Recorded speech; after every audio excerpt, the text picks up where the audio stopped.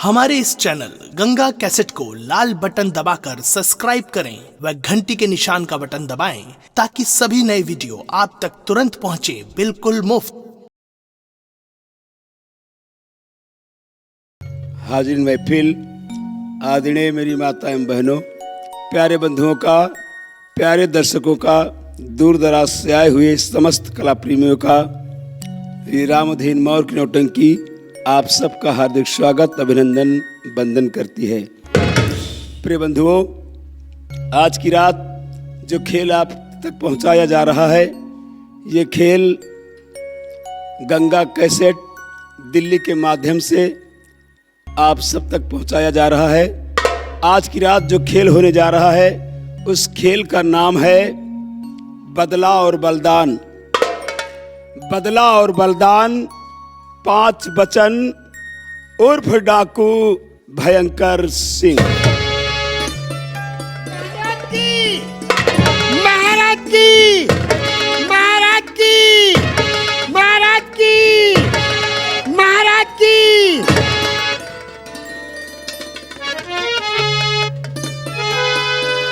इस चंबा रियासत के आला अफसर महामंत्री बादल सिंह,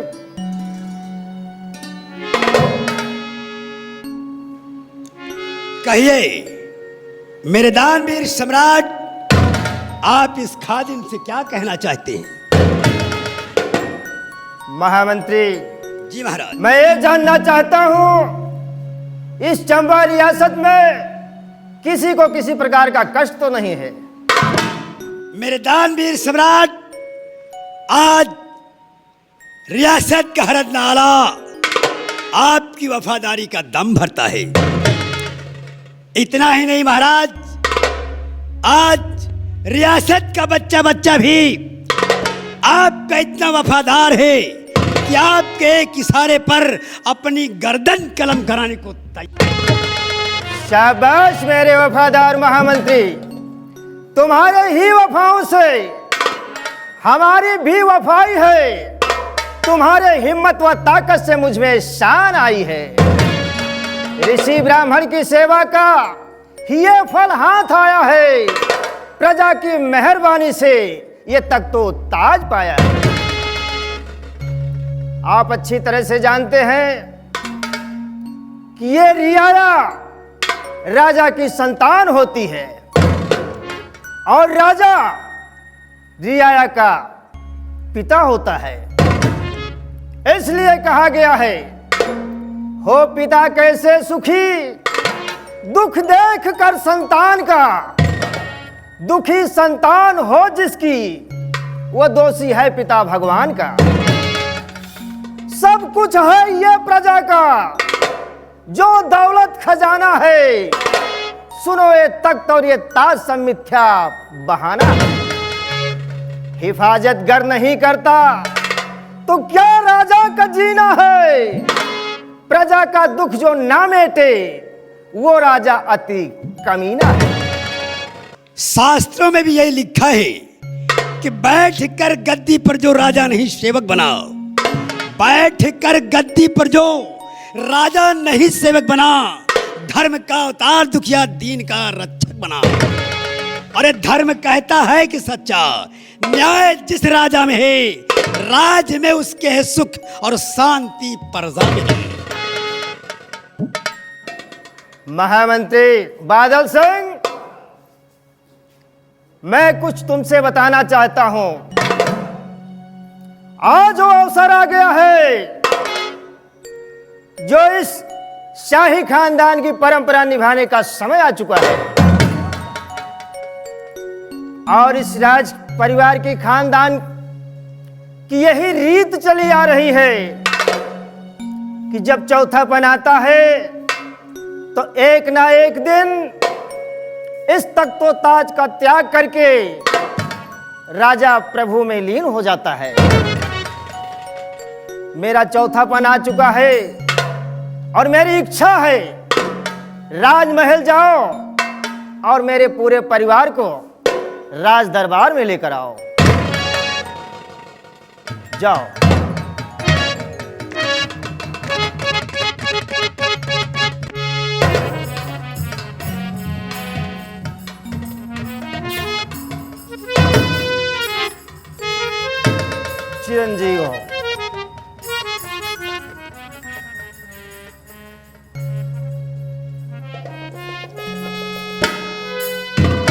सदा सुहागन रहो।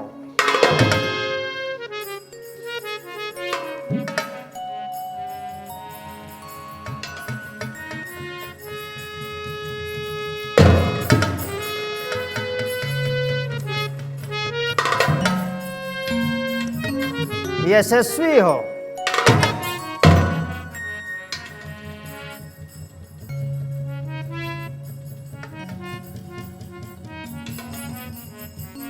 सौभाग्यवती हो।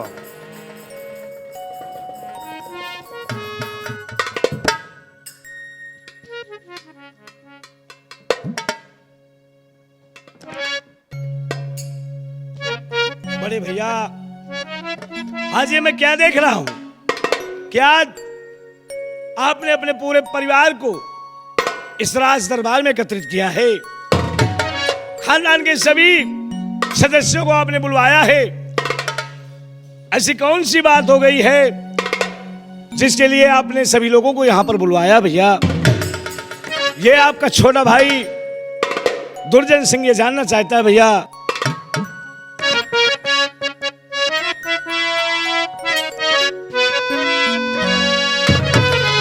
और क्यों बुलवाए हो मुझे?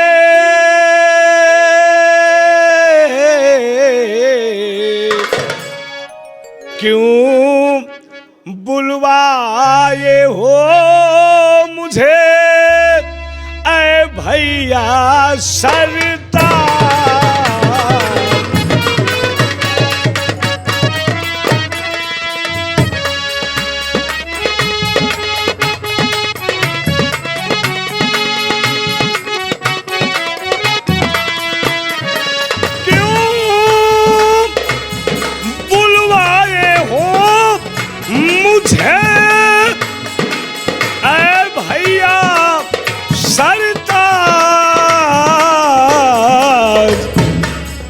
और किस किस गम में हो मुफ्तिला और मुख मलिन क्यों आज?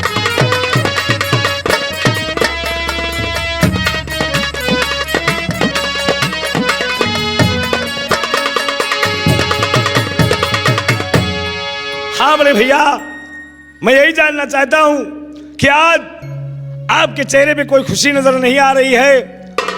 आप इतना उदास बैठे हुए हैं, ऐसी कौन सी बात है? बतलाइए बड़े भैया, बतलाइए।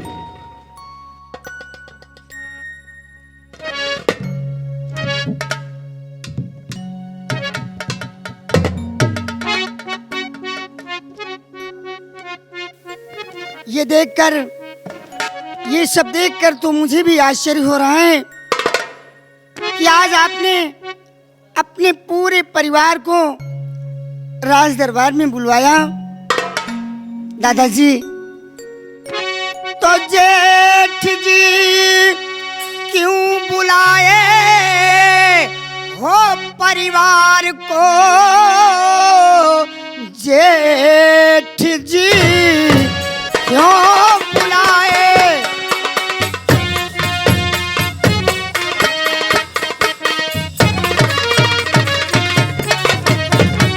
बुलाए हो परिवार को, बात कुछ भी समझ मेरे हाथी नहीं।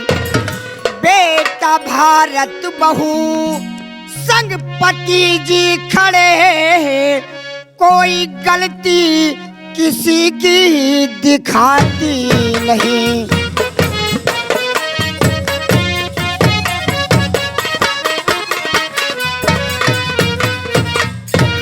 ऐसी कोई बात नहीं है, किसी की कोई गलती नहीं है।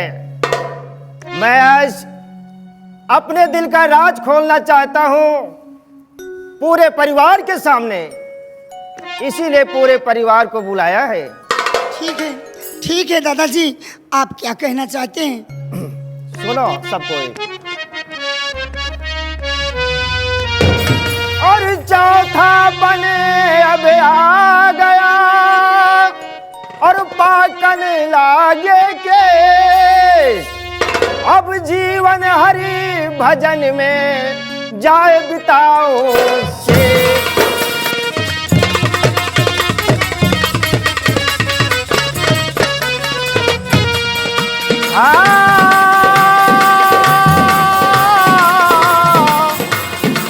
अब जीवन हरि भजन में जाए बिताओ से।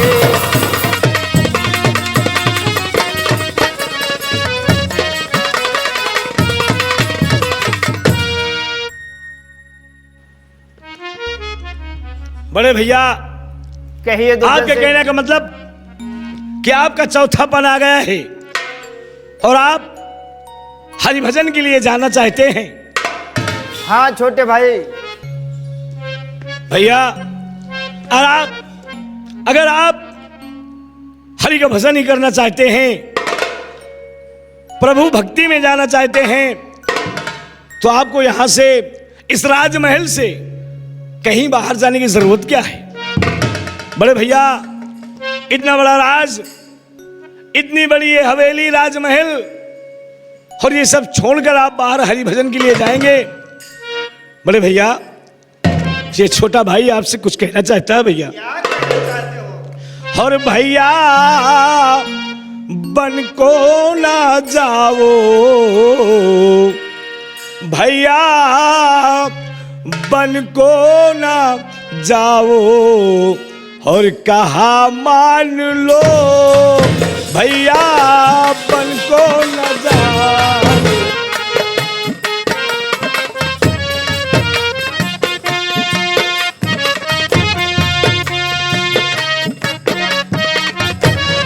भैया बन को न जाओ, कहा मान लो, रह के महलों में हरि का भजन कीजिए, रह के महलों में।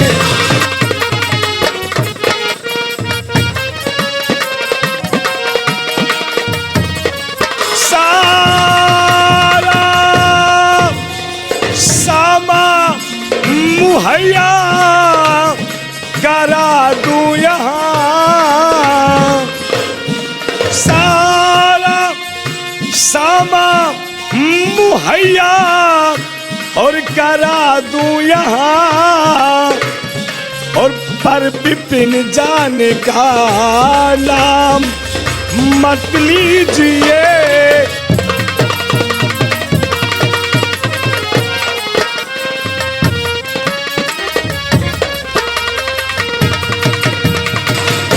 बड़े भैया, आप कहें तो सारी सामग्री इसी राज्य महल में आपको मुहैया करा दिया जाए, उपस्थित करा दिया जाए, ला दिया जाए, और आप इसी राज्य महल में रहकर प्रभु का भजन भी कर सकते हैं और अपने परिवार के साथ भी रह सकते हैं। ये क्या कह रहे हो छोटे भाई दुर्जन? ये भगवान का भजन, प्रभु की भक्ति परिवार में नहीं, एकांत में होती है। इसलिए मेरी बात सुनो। अरे वो सनातन से भैया चलाया रहा,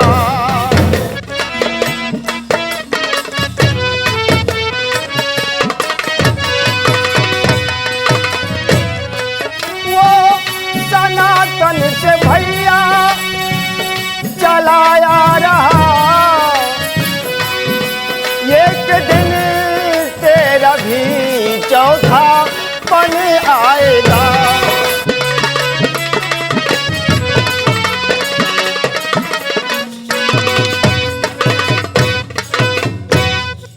तू भी मेरी तरह बाल बच्चों से मिल,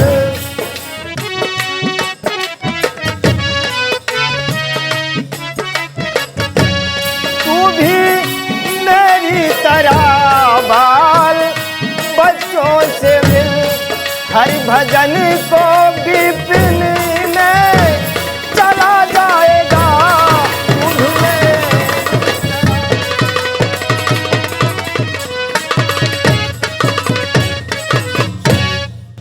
आपके कहने का मतलब है कि ये सदियों से परंपरा चली आई है कि इस राज्य में इस चंबा राजधानी में इस सिंहासन पर बैठकर जो महाराज राजभोग करते हैं, चौथा पल आने पर वो अपना ताज और तख्त यहीं छोड़कर परिवार वालों को देकर वो बियाबान के लिए, हरि भजन के लिए चले जाते हैं।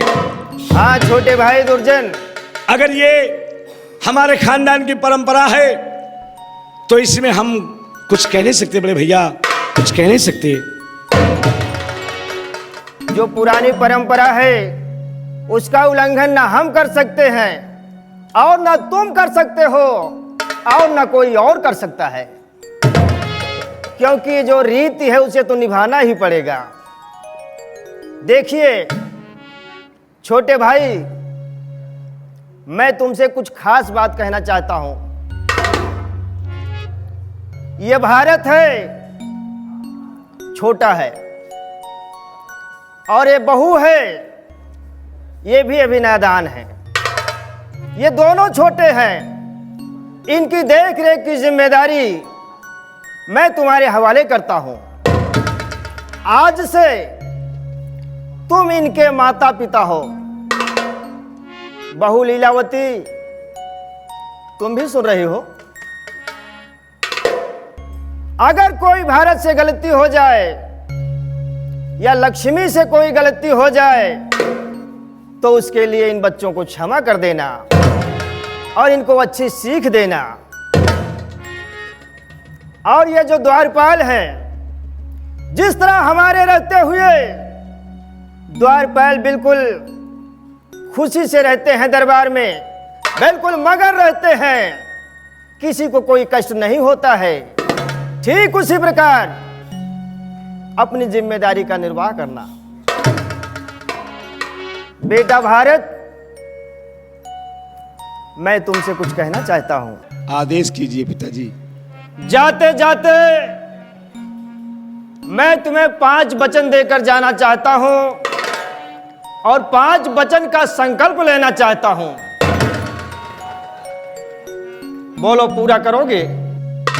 पिताश्री, आप तो अच्छी तरह जानते हैं कि मैं बचपन से शिव जी का पुजारी हूं और आपके वो 5 वचन कौन से हैं जिन्हें मुझे निभाना है, जिन्हें मुझे पूरा करना है? बेटा भारत,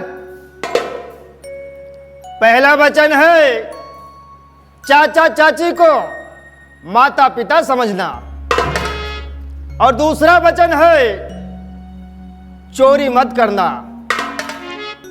और तीसरा वचन है झूठ मत बोलना, सदा सत्य के मार्ग पर चलना, और चौथा वचन है हर नारी को सम्मान देना, किसी भी पराई स्त्री को मत तकना। 5वां वचन है प्रजा के संग में अच्छा व्यवहार निभाना, कभी भी प्रजा को असंतुष्ट नहीं करना, सदैव उनकी सेवा करना। इसी 5 वचनों का मैं तुमसे संकल्प लेना चाहता हूं। पिताजी, आज मैं शिव जी को साक्षी मानकर आज इस भरे दरबार में मैं शपथ लेता हूं पिताजी कि आपके ये 5 वचन निभाऊंगा, और यदि आपके 5 वचन निभाने के लिए इस बेटे भारत को अगर बड़ी से बड़ी भी कुर्बानी देना पड़ेगा तो मेरे कदम पीछे नहीं हटेंगे पिताजी। यही उम्मीद है तुमसे। सुनो, मैं कुछ कहना चाहता हूं क्योंकि समय भी हो गया है। भारत, क्या कहना चाहते हैं पिताजी? और भार सौंप कर अपना जाऊंगा बन आज,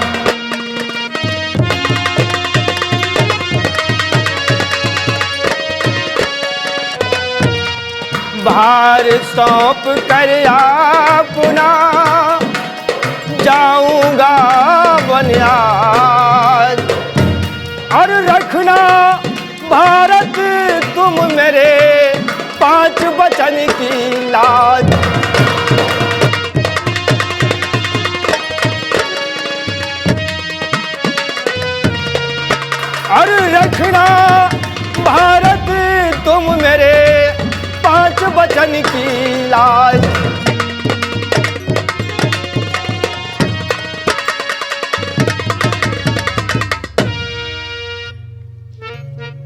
पिताश्री,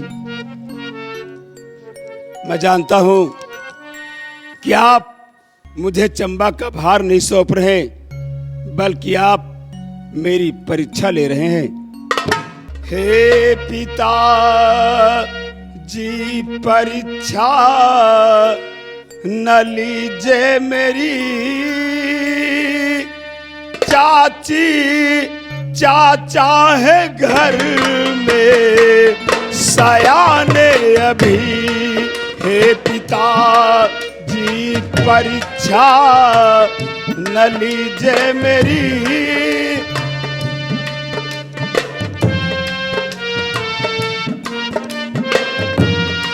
हे पिताजी, परीक्षा न लीजिए मेरी, चाची चाचा है घर में सयाने अभी। राज का भार उनके हवाले करो, राज का भार उनके हवाले करो। है वचन 5 हमको निभाना अभी, राज का भार उनके।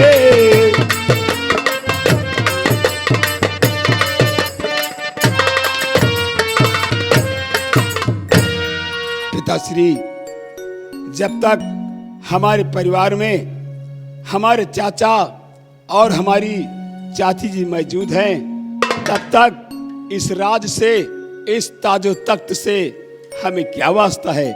शाबाश बेटा भारत।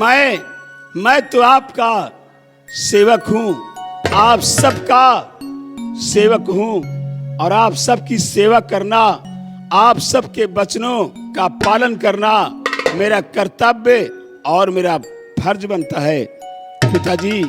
इसलिए मैं चाहता हूं कि ये चंबा का कार्यभार आप चाचा जी को दे दीजिए और मुझे अपने स्थान पर रहने दिया जाए चाचा जी। शाबाश भारत, मुझे तुमसे यही उम्मीद थी, तुम ऐसा ही करोगे। मेरी उम्मीदों पर तुम खरा उतरे हो, इसलिए भाई दुर्जन जी भैया, देखो अब मेरा चलने का समय हो गया है, ज्यादा देर तक मैं यहां रुक नहीं सकता हूं, क्योंकि अब ये तक तो ताज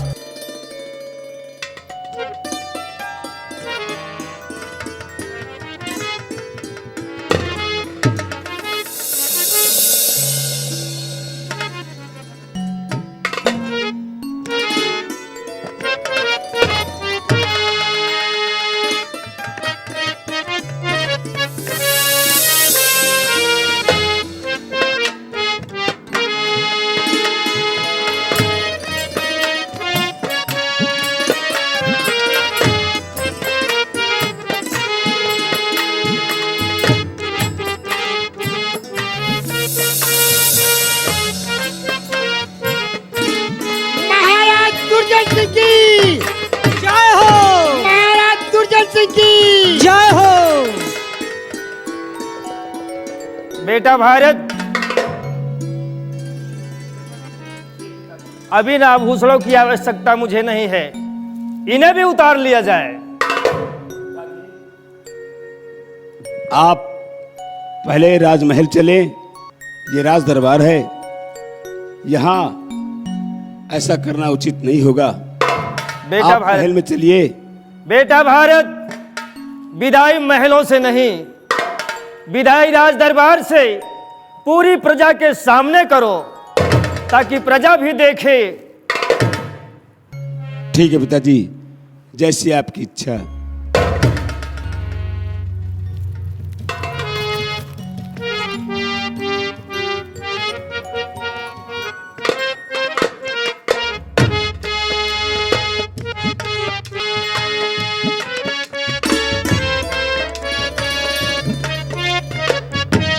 बड़े भैया चलिए, आपकी विदाई की तैयारी करवाएं और आपको बियावान तक अपने सिपाहियों के साथ की तैयारी करें और आपको वहां तक पहुंचाया जाए। ठीक है छोटे भाई, जैसी तुम्हारी इच्छा हो।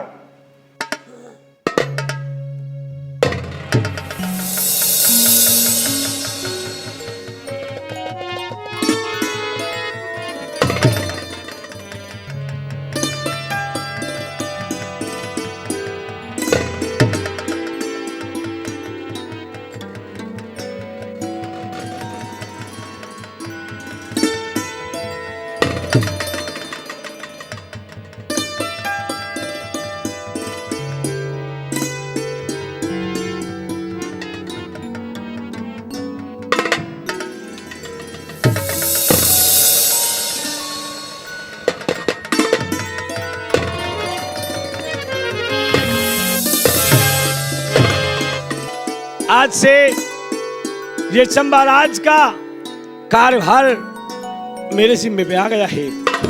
अब हमें ये सब निभाना है।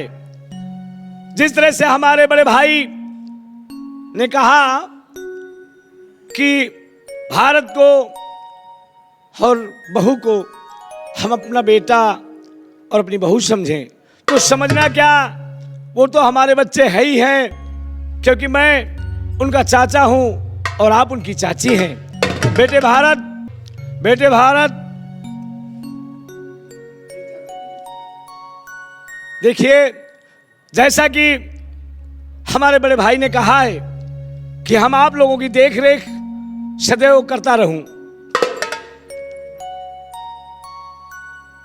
बेटे भारत, तो आज के बाद अगर आप लोगों को किसी भी चीज की आवश्यकता हो तो बेझिझक आप हमसे कह सकते हैं, और कभी भी ऐसे मार्ग पर अपने कदम नहीं रखना जिससे कि हमारे चंबा राज का मान सम्मान दांव पे लग जाए। चाचा जी, आप फिक्र न करें चाचा जी, मैं आपसे वादा करता हूं कि मैं कभी भविष्य में भूल कर भी कोई ऐसी गलती नहीं करूंगा जिससे कि हमारे खानदान और हमारे परिवार, हमारे राज का अपमान हो।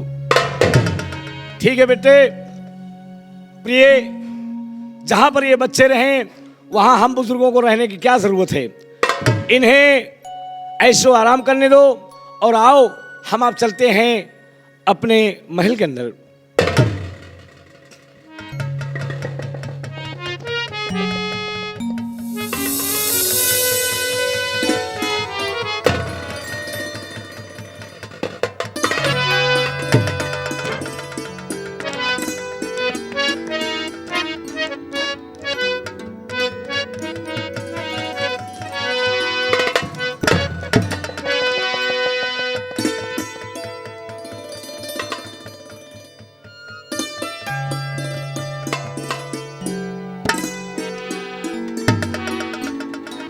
आओ प्रिय,